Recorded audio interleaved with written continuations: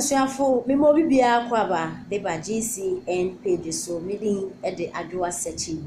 Mesra subscribe to my channel. Fa wo se me abel ne so. Wo be notification and se me koso abia wo be nye bi eti anase wo be nye bi ahwe. Felix Apia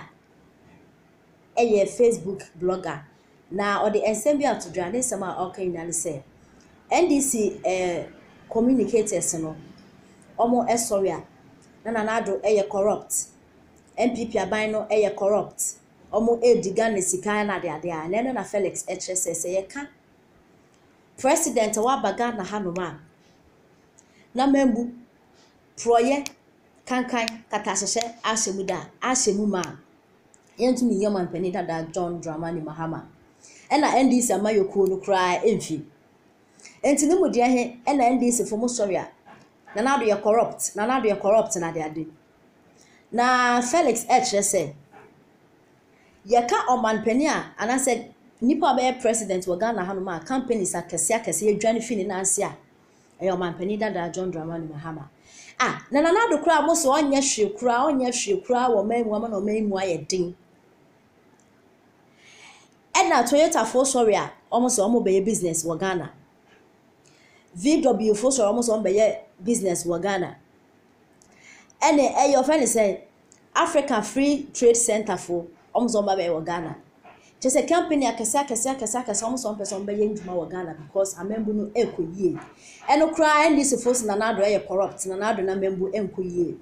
na yen show ebro man penida da John Dramani Mahama ye president wa Ghana hanu dumso nti Coca-Cola fo a fi Nigeria company kesenti so mo ba Ghana ba be business na be ya youth ni be ya adwuma ye sika tax on betu akra ya sem ketu akra dumso nti se so mo kuku na mo kaka adwane sa so come back to Nigeria because of dumso a o man penida da went to me and solvency na nanado de oye nyina obo madi na ndisi fu mo so mo criticize e dey na hamo mo so amos nanado corrupt but companies akese VW cars eba Toyota for eba na eye owura yen papa kantanka oye car wa hanom osi o nanado support no one district one factory no or de no hwahye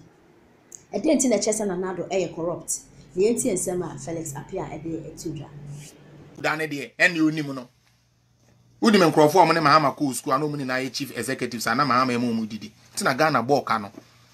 ono na busuafo no wan form ankoche Ministry of Finance Ministry of Way o na watumi akoyi omo o de omo share ba bi a ye mo driver mo car mo fuel mo bibia chief executives for ena Mahama busuafo okeka omo ko share ntime me megina ha na ma me ye ho say ena wonnim what is happening mama nchire obibi se wudua konkon se egburu a efifi wa na ho ebi na akoto NDC foi same jamfi ko so ye mpanifo me say sometimes me say mo ya na de bia meka se wo hello branya akome pa cho me ba be frɛ osisi a se wote ho wo abruchire na se wote se same jamfi kasa wo radio so a hwe me ka me kire wo se unyo bi a we smart obedwene se entokwasi Ghana na se na Akufo Addo asai Ghana na kura yesi asai no na Akufo Addo wasai Ghana tete apansam we Ghana no VW for sorry ya yesi yetukwa pa ye ko Ghana ede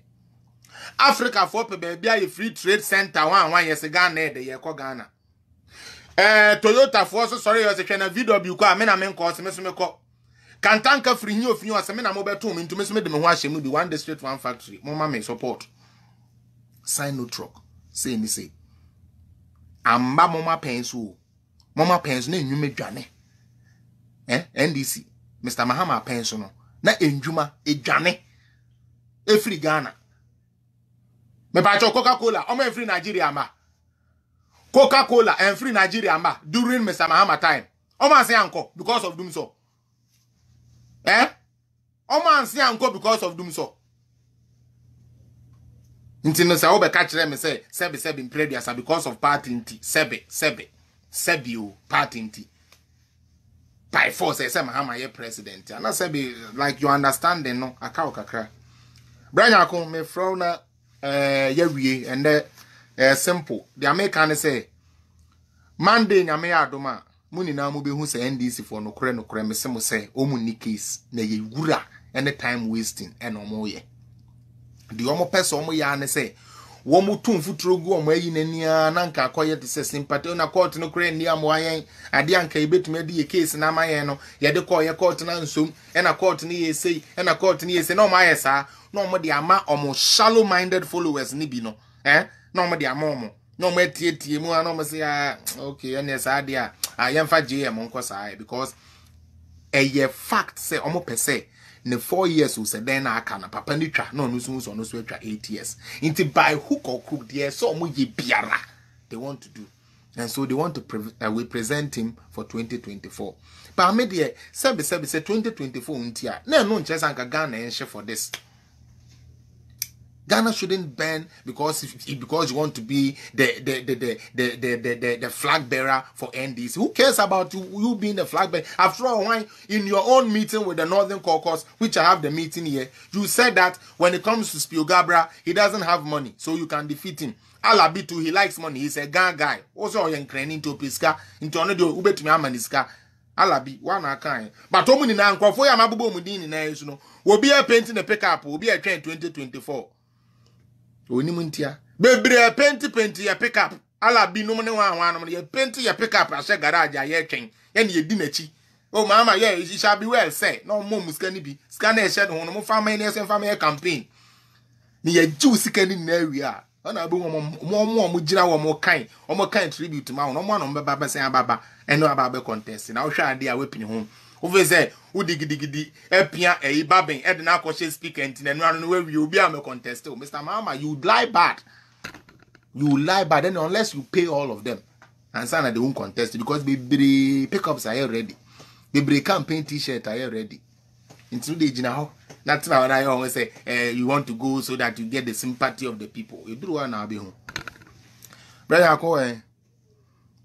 na membo am na me hu ntem na membo am na me hu ntem Mr. Kofi Nyako me say NDC anya party papa NDC anya party